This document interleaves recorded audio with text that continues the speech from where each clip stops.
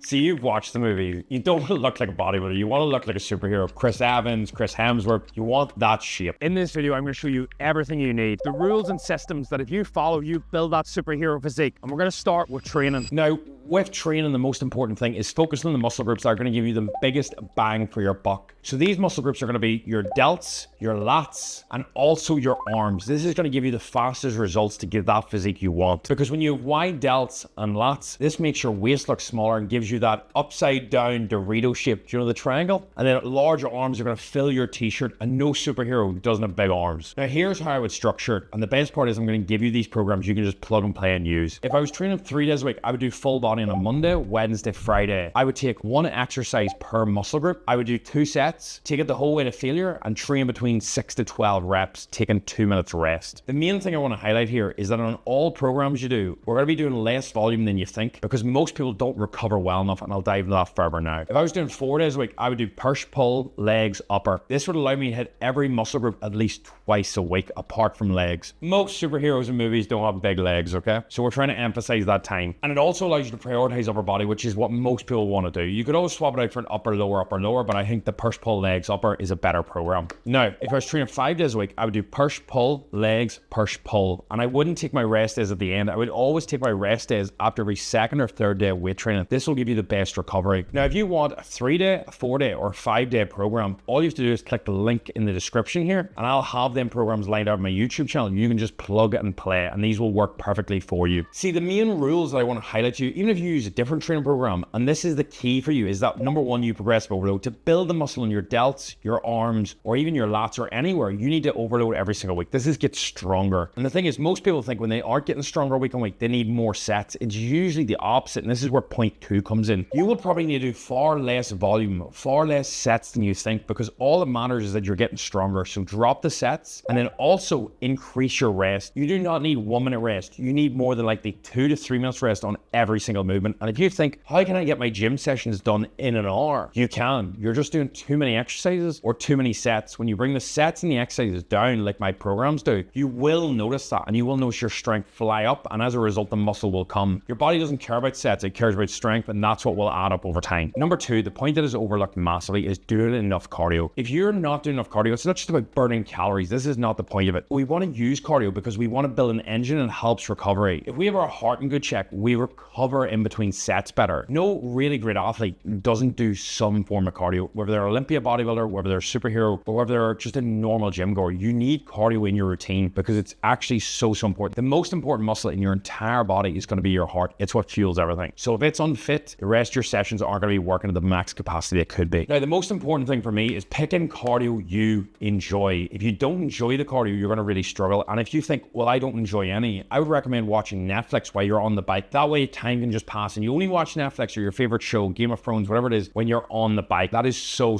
key, because that's going to create that positive feedback loop, okay? Otherwise, the majority of cardio you want to really retain the most amount of muscle possible is going to be a low intensity steady state. So it doesn't have to be incline treadmill walking, but it could be on the Stairmaster, it could be on the bike, something around 130 beats depending on your age, but that ballpark would be good. If you don't want to track your heart rate, the best way I can put it is you want a pace in which you could barely hold a conversation with somebody. You're just able to know more. In total, I think somewhere around 90 minutes. The next thing I want to highlight, which is super important and goes in the output section, is you want to be cranking your steps up. When you have high steps, not only can you eat more food, but you recover better. There's no real fatigue problem whenever you do this. Whereas if you keep maxing out cardio, at some stage, you will feel it mentally and physically. Whereas with steps, you tend to be able to crank steps as high as possible, and there's no real negative to it. People also that walk longer tend to live longer. It's shown in studies. So not only do you look better because you'll stay leaner naturally, your blood sugar will regulate, your digestion helps, your mood's better, you're more likely to get more sunlight, which will increase your testosterone. There's so many benefits to having high step count that people just miss. And what I would recommend is tracking your steps for the next 7 days, and then just adding 2 or 3K onto it. And this can be as simple as parking your car further away from your house, buying an indoor treadmill desk. I have one in the office here, and it's ideal because you can get steps on meeting if you're office bound or if you can't leave the house. Even if you're making dinner and something is on for 20 minutes and you're not sure what to do, instead of scrolling, you could bang out 2,000 steps. And on average, that'll be another 20 minutes of walking, 25 minutes walking a day to get them 2 to 3K. And that will make a massive difference in your overall shape, because if you want that superhero physique, you need a low body fat. That's going to be so key. And by having a high output, you're going to be able to do it. And by getting the 2 hours cardio and 3 to 4 hours weight a week, you're probably going to be in total using about 3% 10% of your weight. That's it. That's going to be a game changer to get you the shape you want. Next up, we have nutrition. So the first point I want to run into here is that you'll see actors like Hugh Jackman claim that intermittent fasting got them in shape, when in reality, that's just a way to control their calories. Now, I do think fasting is a genius idea, but not because it's something specific. It's just a way to control the calories. And by reducing our eating window, you're way less likely to overconsume. I think it's also physical and a mental benefit you will get. Not only do you get an immune system boost, but the mental benefit you get is huge, because when you have a cutoff time for food, you're way less likely to snack. So what I would really recommend is having an eating window, something like mine at the minute, which is 11 a.m. to 6 p.m. This is 7 hours, and I'll have 3 or 4 meals in that time period. I will still track the calories, but once it hits that 6 or 7 p.m., whatever I pick, I will brush my teeth. And even if I'm going to bed at 10 or 11, I will not consume food, because I've brushed my teeth and I've already agreed with myself mentally that I'm not going to consume after that time period. I think having a cutoff time is so important. And during the fasting time, I think it's a really good place, because you'll notice your immune system kick into overdrive a lot of the time. Fasting is shown to do this. Water, having teas, and then even black coffee is a great way to subdue appetite in the mornings until you get that first meal in. Now, with your food choices, I think it's really important that you structure your food around protein first in every meal. So say you are 150 pounds, you're going to want around 150 pounds of protein. So if you're only having 3 meals a day, you need 50 grams of protein in each meal. And that's how you actually essentially build your meals. So you look at every meal that way. If it's not got 50 grams of protein, or whatever your target is split up upon the meals, you don't eat. Because the problem is a lot of people will have 20 grams here, 30 grams here, 15 grams here. They're not really getting good protein hits, and then they're struggling to hit it, and they're whacking in 80 grams at night. Now, yes, total protein matters. However, it's way easier just to split up in even meals. It keeps everything consistent and super easy to stay to, or stick to is probably the better word. And it's not just about calories, it's about micronutrients as well. Because if you just eat 2,500 calories of pure terrible food with your protein hit by protein bars versus somebody who eats a good range of micronutrients, you know, your fruit, your veg, your protein, your healthy fats, they're going to look different, they're going to perform different. If I ask you what a superhero would do, would they eat just sugar? No. So we want to think like that, because that's how we're going to operate. So I'm going to give you some guidelines here. Protein sources, I think you want to remove anything that's got too much artificial or too much processed in it. We don't want to be tracking the protein in our bread, stuff like this. We want to be focused on pure protein sources that are going to give us MPS, muscle protein synthesis. So that's the likes of your chicken, your salmon, your beef, your eggs, your Greek yogurt. These are the ones that are really going to help you, even your whey protein, because these are going to stimulate you to keep and build muscle, which is really important, because they have all the essential amino acids, which essentially is like all the building blocks to actually build and hold muscle. Whereas you can consume 30 grams of protein in a meal through bagels and bread, but you'll actually not spike muscle protein synthesis. So although you're tracking and you're hitting your protein, it's not the same. Now, carbs, essentially what I would recommend is timing your eating window around your training window. This way you can have carbs pre and post, which is going to be ideal, because carbs pre-workout are going to fuel your workout, and carbs post-workout are going to help you recover. And if you're going to have any sugar throughout the day, I would highly recommend having your fruit or your honey, like your Manuka honey,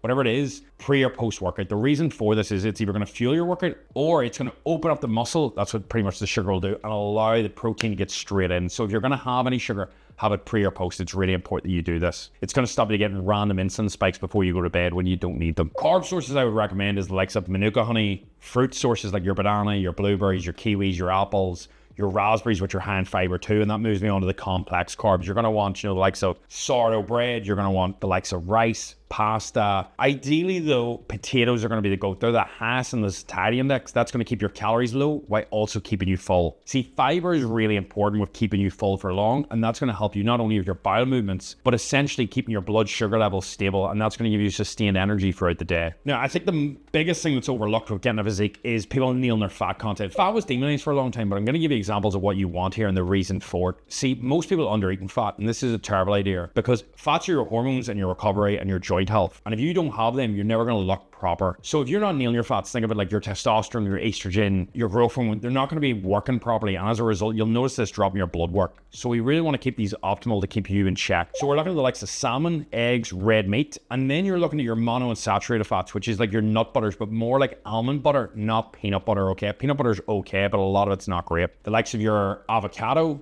your extra nuts. And then we've also got the likes of dark chocolate, which is great for nitric oxide production. You'll notice you get a wicked pump with that. So they're the main fats I would lean towards. And if you build your diet around the food groups I've said, you'll notice that none of it's really processed. Yes, you can have a bit of cereal or chocolate after working if you really want it, but majority of your diet is going to be based around non-processed food, because it's higher in fiber, higher micronutrients, it hits the right macros, and you're going to struggle to break that because you're going to be full. A lot of people will eat general junk food and say it fits in my calories, but then they always break that because they're always given in to temptation. You need to build discipline. It's built over time. With nutrition, you always want to run over water. Now, I think just a general rule of thumb is a pint of water with every meal, and try to have around 3 liters a day and 1 liter when training. So in general, you're going to be consuming somewhere between 3 to 4 liters. That's usually enough for most people. And when you're training, banging that liter in, it's going to usually solve absolutely everything. Remember, you're tracking your teas, your coffees, your water. And in the morning, if you're fasting, you will just consume more water. And whenever you even talk about it, you think about it now, you'll want to drink more. And it's just a habit you build up. It's important because if your hydration is impaired, you're going to notice your decision-making drops. If you're dehydrated by 2%, your decision-making drops. And as a result, you're way more likely to binge, break that, or just make terrible decisions like text your ex, which can't blame on dehydration, but you get my point. It's a very simple thought process, but if you're consuming water, you're going to operate better, you're going to perform better in every aspect of your life. It's a no-brainer. And for calories, I'm going to give you a bare basic breakdown here, okay? I do this in every video. So what we're going to do is we're going to pick a calorie target, okay? You can use a calorie calculator, you can use whatever you think, or you can simply take your body weight in pounds and times it by the likes of 14. Something simple, okay? Now this might be a bit low, a bit high,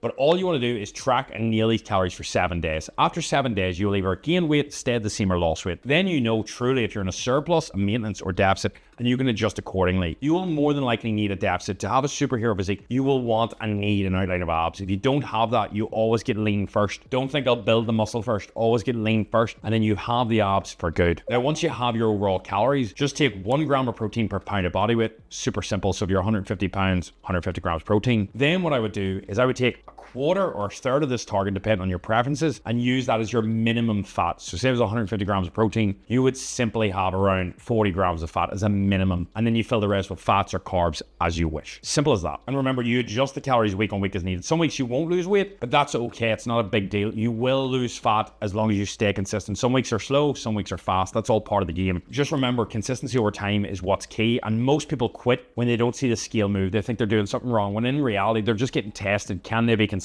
even when they're not getting the reward in the moment? Some people won't lose any weight for a week and then drop 2 kilos the next week. You will get different weight shifts. Every single person is different. And just remember, you want to cut alcohol, ideally not smoke. I don't know a superhero that smokes off top of memory. Unless you're Thor, then you drink maybe a cigar. You also want to limit sugars, processed food in general, because it's going to be more calorie dense, and then focus on the basics. Common sense, like you know it. Initially, what we've covered here so far is weight training, hit your steps, hit your cardio. But I'm going to get into the real good stuff as we move forward here. But there's some real gold in here. If you nail it, it makes everything so straightforward and easy. Now, touching on 4 is rest and recovery. Most people don't think about this, but to look good, not just in the body, but in the face, we're going to need around 7.5 to 8 hours sleep a night. We need around 5 sleep cycles. It'll probably take you 30 minutes to get into proper sleep, and then that's 7.5. If you're not getting that, you struggle to improve anything. Research shows that if you don't get proper night's sleep, you're way more likely to become insulin resistant, store fat. You're also way more likely to break that, because you're like anything you're tired, you're way more likely to crave sugar, extra caffeine, and this is like a negative impact loop that loops round and round and round. There's nothing wrong with either, but whenever you're tired, you just make poor decisions all the time. So making sure your sleep is in check is not only going to help you in the gym, but it's going to help you stay consistent, which is a main pillar. Some key tips I would give you here is having a strict wake and sleep time every single day. For example, with myself, I'm always asleep for 10ish, and I'm always up for around 5:30, 6. That's usually the way it works for me. And now I don't even need an alarm clock. If you notice you still need an alarm clock to get up, it means that you're changing that pattern too much. The weekends are going AWOL, which is understandable. You want a life, but do it for one night, not Friday, Saturday, Sunday, and then you wake up Monday tired. Because if you have any night that's off, you need to realize you owe your body a sleep debt. It doesn't forget the fact that you missed 3 hours sleep Friday, Saturday, Sunday. Now you owe initially a full night's sleep on top of your normal, and this is why you notice you're groggy, you're not able to put it all into sessions, you're leaning on caffeine so much, you can't just train naturally, and as a result, that's going to limit your ability to grow muscle over time because you're under recovered and you're actually stressed. You're always on fight or flight. I'm not going to dive into too much more recovery because nutrition covers a lot of that, and I don't think we need to go into sauna, ice baths. I just think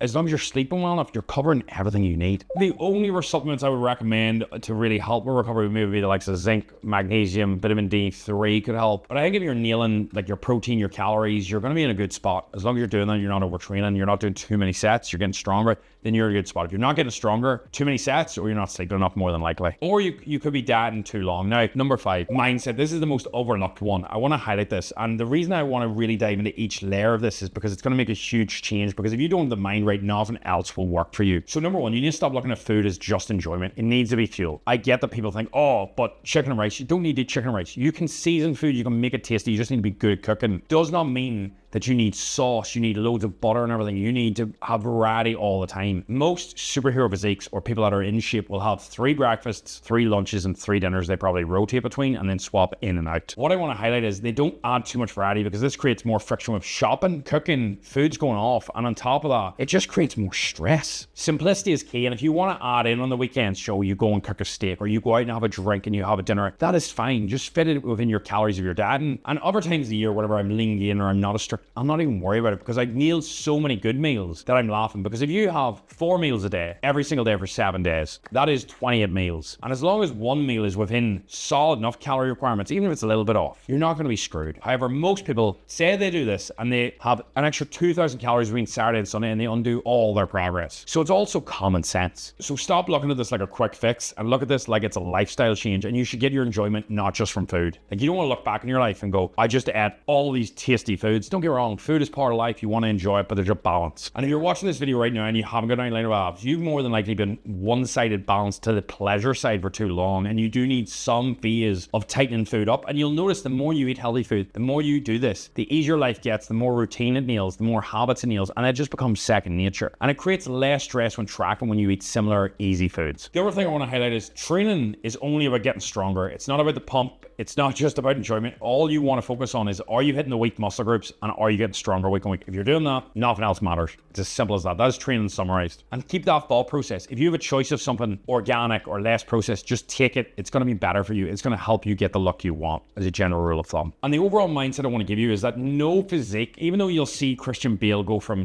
Batman to the Machinist back to Batman, no physique, whenever it's not pharmaceutically enhanced, is going to be able to do it in 6 months. You're going to need time. Some people will get the shape in 3-6 months. Other people will take a year or two. It depends how far you are on the journey, how much you're training, where you are in comparison to this. And these probably seem really basic and straightforward, but common sense ain't common, and people may know it, but they don't do it. And that's why coaching, like myself, still has a place, because people know what to do, but they need accountability. And if you do want one-to-one, you can just click the link below. But my main point of this is that keep things simple and get your mindset right, that this is a lifestyle change. And whenever you want to look like a superhero, you have to act like it. You don't see them just nibbling. Do you think they just nibble on chocolate and sweets and they snack off the fridge? That's not how somebody would do it. Think of how they would act, and then you act like that, and then naturally over time you become that individual. Like, I always struggled with cold water until I was a lifeguard. I struggled with heights until I was a firefighter. You just tell yourself, doesn't matter if I struggle with heights, I'm now a firefighter, I'm not going to struggle with it, because you just keep doing rep after rep after rep, and that behavior changes because the story you tell yourself changes, and then over time you mold that new version of yourself. Remember, your thoughts create your beliefs create your actions, and your actions dictate who you are. So all you need is change your thought process, and over time it'll make a big difference. Look, I hope you like that. It's very straightforward, simple advice you can implement right now. Let me know your biggest takeaway below. Like, share, subscribe. It means the absolute world. Thank you so much for watching. Big love. I'll see you soon.